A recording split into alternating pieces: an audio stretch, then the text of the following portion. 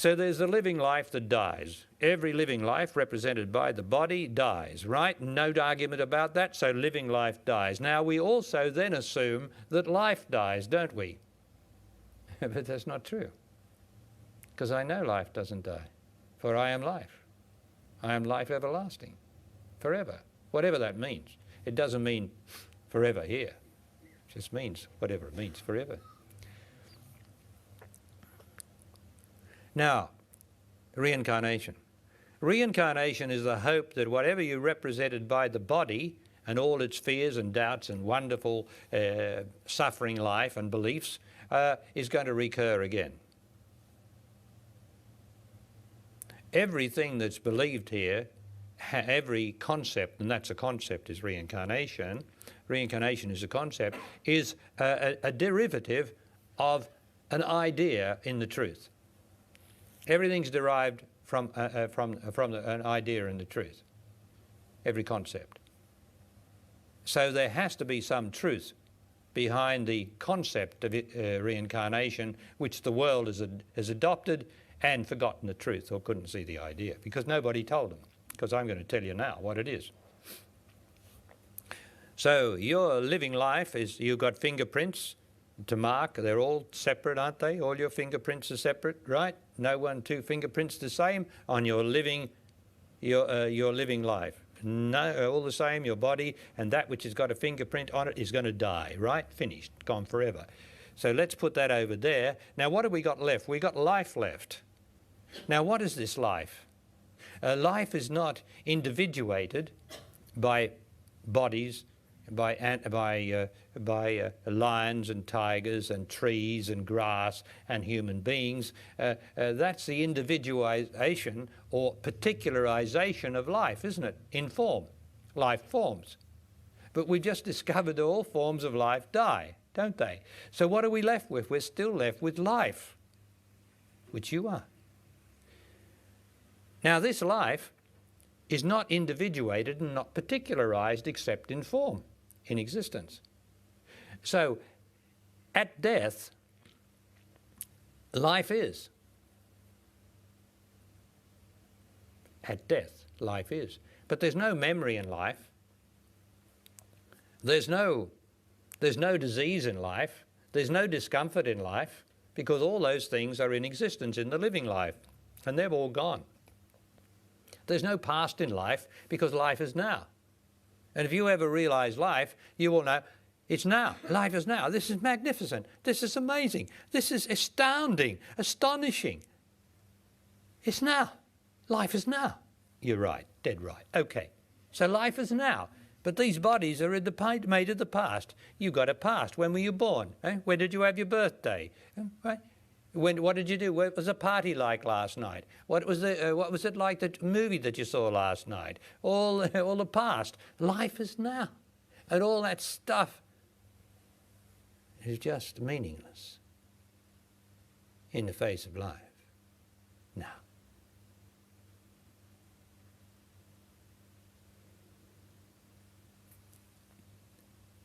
Now this is where reincarnation happens. Every life that has reached the self-conscious stage, right? We're talking about self-consciousness. And only the human brain is self-conscious. The brain of my cows is not self-conscious. The brain of your dog is not self-conscious. Self-consciousness means the capacity to reflect on yesterday. And in reflecting on yesterday, I reflect and make up a future, which I assume will be the same as yesterday with a bit of a changes and things. But really, that's all nonsense. There's no future. It's all the projection of the past as the future. So the capacity to reflect on the past, to remember who your mother and father was. Now, instinctually, my cows, when they're calves, when they have calves, for a while remember, like the crow, that they have little ones. They can remember that instinctually by the wondrous way of life here, that it determines everything, so that they will look after the little one. They will remember which is theirs and care for it for a certain time. But when that calf is taken, when the eggs are broken or plundered by some predator, the bird or the crow will be very distressed for a while, but will soon get over it by the compassion of life, that instinctually they are not self-conscious. They do not carry the memory of, I had 6 eggs here, 6 babies, and they've all gone, and so cry for month in and month out and year in and year out and build up such an emotion that it spoils my whole life. The crow and the cows don't do that because of justice in the instinctual nature of things. But we are self-reflective. We can reflect on how unhappy we were, how we were betrayed by some lover, what somebody did to us. We can reflect on that. My cows can't. Aren't they blessed? Aren't they blessed? But then, so our brains have been developed out of all the species because our brains are instinctual, our bodies are. That's their intelligence, is the instinctual. Not the reflective, is not the real intelligence. But at any rate, in the way of things, the self-conscious brain, capacity for self-consciousness and self-conscious reflection, is some sort of climacteric in the evolution of all the species. And you and I are that. Some sort of climacteric, I said. I didn't say it's superior. I didn't say, I said it's some sort of climacteric, a sort of climactic thing. And I can tell you that in the life that is in you, every life in every one of you, the life that is in you has a mark on it. Now let me give you 3 words representing mark. A mark, you know. A mark is a sort of stamp, isn't it? And a mark or a stamp is an imprint. You with me? Now an imprint, if we take the living body has a unique imprint. Each of your bodies has a unique imprint in it. That's your fingerprint in the matter, which is apparently never repeated out of 6 billion people, whatever it is. Never repeated. Amazing. But you can imagine how life, which is not measurable, not by width, time, or anything else, like the scientists use, it's just not measurable. It just is.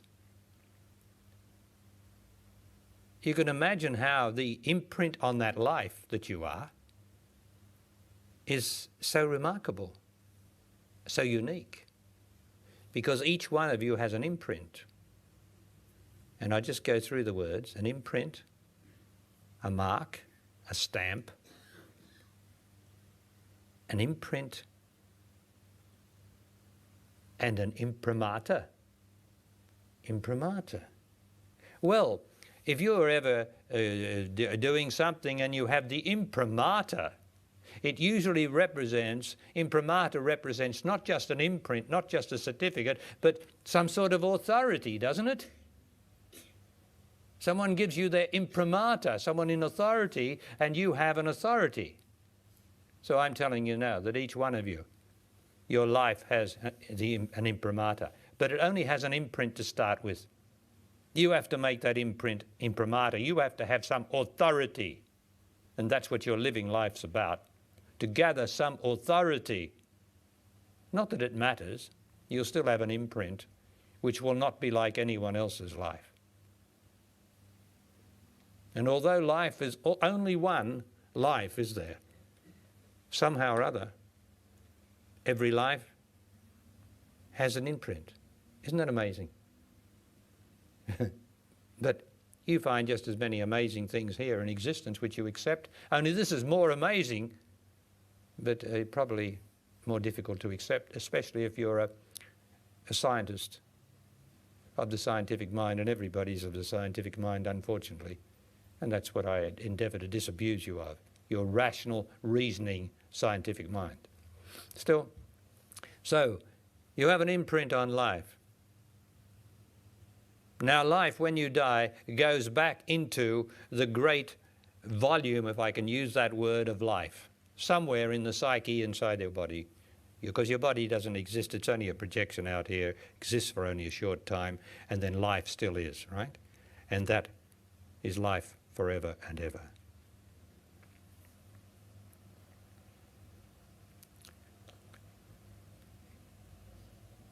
So all that life goes back into one glorious life. One glorious life. One undivided, not particular life. A glorious source of all life, which is life itself. But then there is the imprint in there. And according to your lights, right? According to your lights, which means according to your intelligence, and everybody's at a different level of intelligence, there can be a yearning in the light that you are, in the life that you are. The life is light, right? This whole body of life is a whole Father or God of lights. And each life is a contributor to that, right? And each life has an imprint on it. We're talking about the self-conscious level. We can't go into the others yet. We'll be here for weeks. And according to the intelligence, which would be called the consciousness always goes to its own level. Although it is always life, which is only one level, the consciousness is, the imprint is determined by the consciousness or the intelligence. And all things go towards their own level. And existence is an enormous magnet. Just like the earth is a magnet, is it not? So much so that to send anything out of the magnetism of the earth, called gravitation, it has to exceed a speed of 25,000 miles per hour. Multiply that by 1.6 and you get the kilometers that you're used to, which is quite an enormous speed to get out of the gravitation, the magnetic pull of the earth. And that magnetic pull in the way of things here, because everything here is a reflection of the truth, that magnetic pull is the same as the pull in the psychic sense of life back to existence. And life with a certain imprint on it must return to existence as soon as possible, because there is in the imprint a certain yearning, a certain longing, which is not an emotion, but a way of things, to return to existential, to existence. And so that piece of life with the imprimatur on it breaks off and enters the body of a newborn child. Some more swiftly than others, according to the great reaction to the magnet of existence with all its challenges and with all its attractions that have not been lived yet sufficiently to detach from it.